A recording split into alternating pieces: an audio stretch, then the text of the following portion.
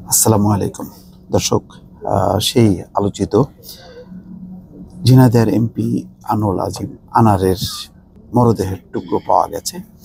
খুবই মর্মান্তিক আসলে এই খবরগুলো, তারপর আপনাদের সামনে উপস্থাপন করছি এবং কিছুটা হয়তো প্রশ্ন থাকতে পারে এই বিষয়গুলো নিয়ে, যে 13-14 দিন 2 সপ্তাহ পর এই টুকরার আসলে কোনো বাস্তব ভিত্তি আছে কিনা, সেটা একটা প্রশ্ন আছে। তারপরও খবর যেহেতু এখন গোয়েন্দা সংস্থাগুলোর উপর নির্ভর করতে হচ্ছে, সুতরাং তার উপর ভিত্তি করে দর্শক আপনাদেরকে তথ্যগুলো জানাতে হচ্ছে। কলকাতার সেই ফ্ল্যাটের সেপটিক ট্যাঙ্ক থেকে মরদেহের টুকরা উদ্ধার। এই খবরে বলা হচ্ছে, কলকাতার সঞ্জীবা গার্ডেন্সের সেপটিক ট্যাঙ্ক থেকে একটি মরদেহের খণ্ডিতাংশ উদ্ধার করা হয়েছে। ধারণা করা হচ্ছে এটি ঝিনাইদহের 4 আসনের এমপি আনোয়ার আজিমের মরদেহের অংশ। কিন্তু এর আগে বলা হচ্ছিল যে সমস্ত ট্রলি ব্যাগ এবং যেই পলিথিন ব্যাগে বা প্লাস্টিক ব্যাগে করে দেহের টুকরো সব বের করে নেওয়া হয়েছে, অর্থাৎ ওই ফ্ল্যাট থেকে অনেক দূরে খালে মানে ফেলে দেওয়া হয়েছে। এখন সেপটিক ট্যাঙ্কের ভেতরের কথা বলা হচ্ছে, এটা নতুন তথ্য। হয়তো তদন্তের পর্যায়ে তারা এই তথ্যটা পেয়েছে, কারণ একটা মানুষের দেহ, তার অনেক টুকরা, সে কোথায় ফেলবে, কোথায় কি করবে, এইসব কারণেই হয়তো কিছুটা অনেক তথ্য আস্তে আস্তে আসছে।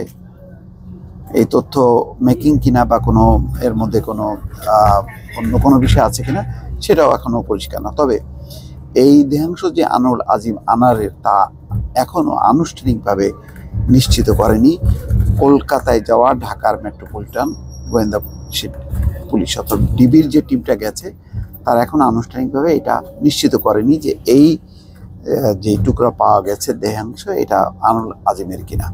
নিশ্চয়ই ফরেন্সিক পরীক্ষা সহ অন্যান্য বিষয় পরীক্ষার পর সেটি জানা যাবে। এমপি আনার হত্যাকাণ্ডের ঘটনায় কলকাতায় যাওয়া ঢাকা মেট্রোপলিটন গোয়েন্দা ওয়ারি বিভাগের ডিসি মোহাম্মদ আব্দুল আহাদ জানান যে, আমরা কলকাতার স্থানীয় সাংবাদিক ও গণমাধ্যম সূত্রে জানতে পেরেছি সঞ্জীবা গার্ডেন্সের সেপটিক ট্যাঙ্ক থেকে একটি মরদেহের অংশ উদ্ধার করা হয়েছে। তার মানে অন্য কেউ উদ্ধার করেছে, এটা ঢাকার ডিবির দল করেনি। তবে সেটি এমপি আনারের কিনা তা আমরা এখনো নিশ্চিত নই। তাছাড়া কলকাতা সিআইডি বা পুলিশ আমাদের এখন অফিসিয়ালি নিশ্চিত করেনি।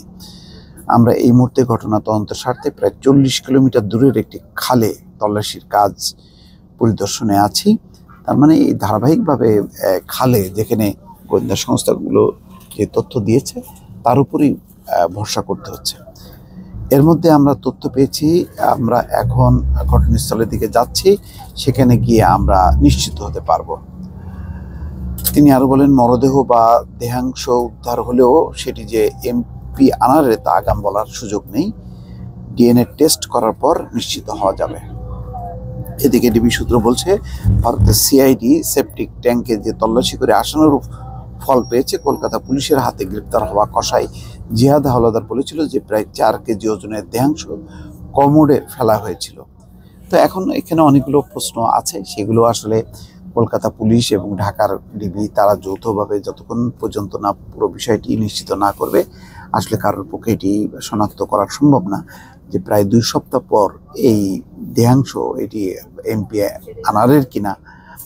সেটা নিশ্চিত একমাত্র করতে পারে সেটা ফরেন্সিক পরীক্ষার মাধ্যমে বা অন্যান্য যে সমস্ত আধুনিক বৈজ্ঞানিক যন্ত্রপাতি আছে তার মাধ্যমে। এছাড়া আসলে এটা সম্ভব না। তারপরে একটা তদন্তের একটা ভালো অগ্রগতি বলা যায় যে এই মৃতদেহ যতক্ষণ না পাওয়া যাচ্ছে, অনেকগুলো জটিলতা সামনে আছে।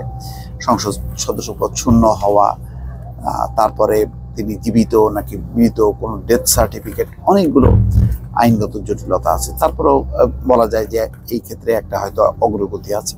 এটি হয়তো আজকে কালকের মধ্যেই নিশ্চিত হওয়া যাবে যে এই দেহাংশ এমপি আনারের কিনা, যিনি নির্মমভাবে খুন হয়েছেন বলে ধারণা করা হচ্ছে কলকাতায়। দর্শক ভালো থাকবেন, আল্লাহ হাফেজ।